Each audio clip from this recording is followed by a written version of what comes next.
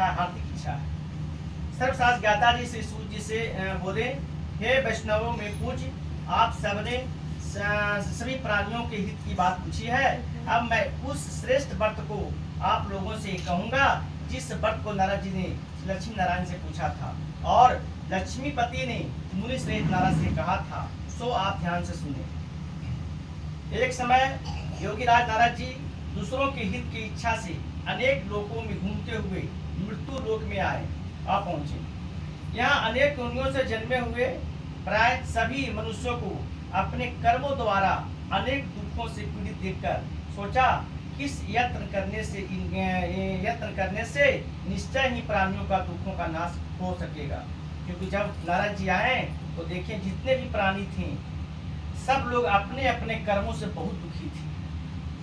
अब नारद जी सोचे कि क्या किया जाए, इनको दुख किसी तरह से देखा नहीं जाता है और इनको दुख को दूर करना चाहिए, इसलिए दुखों को नाश हो सके। ऐसा मन में सोचकर वो विष्णु लोक गए। सोचे कि अब तो मेरे बस की बात नहीं है, सीधे विष्णु लोक पहुंचे।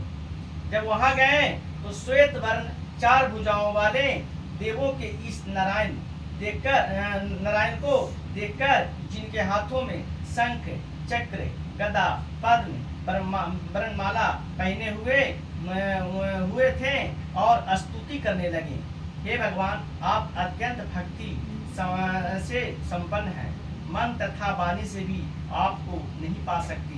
आपका आदि और मध्य अंत नहीं है। निर्गुण स्वरूप सृष्टि की आदि की भूति से भक्तों को दुखों को नष्ट करने वाले हो, आपको मेरा नमस्कार है।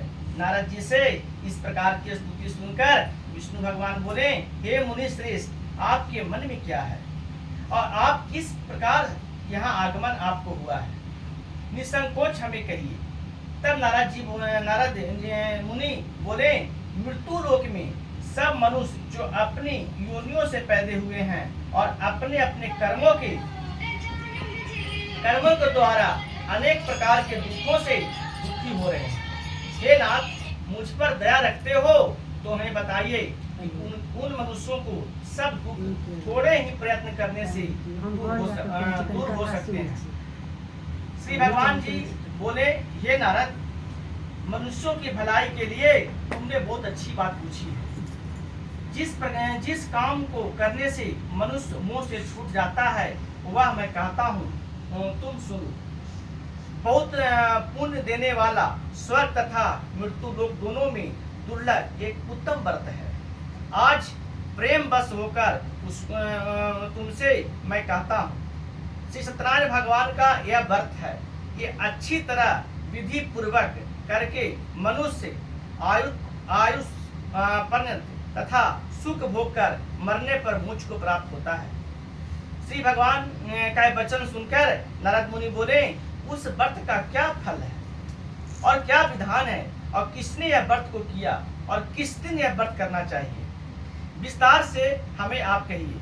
भगवान बोले, दुख को नाश आदि को दूर करने वाला, धन धान को बढ़ाने वाला, सौभाग्य तथा संतान को देने वाला, यह व्रत सभी स्थानों पे विजय दिलाने वाला, भक्ति और श्रद्धा के साथ किसी भी दिन मनुष्य सत्यनारायण भगवान को प्रातः काल या के समय ब्राह्मणों को बंधु को साथ धर्मपरायण होकर